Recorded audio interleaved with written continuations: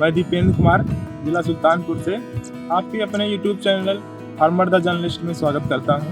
किसान भाइयों, हम अपने फसल में कौन कौन सी विधियों से हम खरपतवार को नियंत्रण कर सकते हैं, आज इस पर हम बात कर रहे हैं। किसान भाइयों, यदि आप अच्छे फसल का उत्पादन लेना चाहते हैं तो सबसे पहले आप अपने खेत में खरपतवारों का ही नियंत्रण करिए, क्योंकि ज़्यादा खरपतवारों से हमारे उत्पादन में कमी आती है।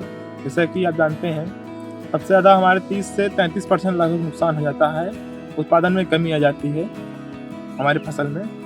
तो किसान भाइयों, कौन कौन सी विधि है जिससे हम अपने खेत में खरपतवार को उन्मूलन कर सकते हैं और अच्छा उत्पादन ले सकते हैं। सबसे पहले हम बात करते हैं किसी फसल की बुआई से पहले। सबसे पहले हम अच्छी मिट्टी का चयन करेंगे जिसमें खरपतवार ना हो, और खरपतवार को नियंत्रण करने के लिए सबसे पहले हम गर्मियों में सबसे पहले गहरी जुताई करेंगे। गहरी जुताई करने से क्या होता है किसान भाइयों, कि जो हमारे मिट्टी में खरपतवार पड़े रहते हैं वो सूख जाएंगे। और दूसरा मेथड है सॉइल स्टेरिलाइजेशन। स्टेरिलाइजेशन में क्या करते हैं, हम फसल को बो दिए हैं और फसल के जो बीच में गैप होता है उसके बीच में हम किसी ट्रांसपेरेंट पन्नी को बिछा देंगे। और पन्नी को बिछाएंगे तो क्या होगा, जो सूरज से धूप आएगी और पन्नी के नीचे जाएगी और पन्नी के नीचे का टेम्परेचर ज़्यादा हो जाएगा और टेम्परेचर बाहर निकलेगा नहीं, और टेम्परेचर जब ज़्यादा हो जाएगा तो हमारे खरपतवार सूख जाएंगे। यदि आप फसल की बुआई कर दिए हैं और आपके खेत में खरपतवार निकल गया है तो सबसे पहले आप कम क्षेत्र में बुआई किए हैं तो आप हाथों के द्वारा लेबर पावर के द्वारा उसका निकाल सकते हैं।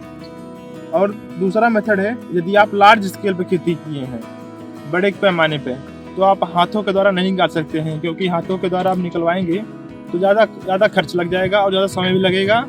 और समय लगेगा तो हमारे जो खरपतवार हैं और ज़्यादा छूट भी जाएंगे। तो छूट जाएंगे तो हमारे फसल के साथ कंपटीशन करेंगे, तो इसके लिए हम कम केमिकल का प्रयोग करेंगे।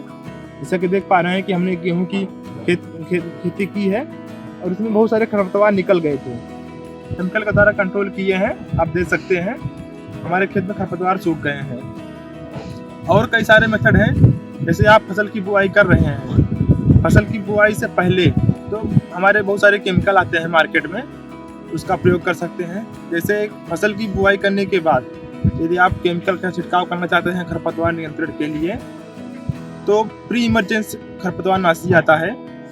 प्री इमरजेंस में खरपतवार नाशी को बुआई के बाद और जमने से पहले छिड़काव कर दीजिए, और जिससे कि हमारे जो खरपतवार के सीड हैं वो न्यूट्रल हो जाएंगे और हमारे जमेंगे नहीं।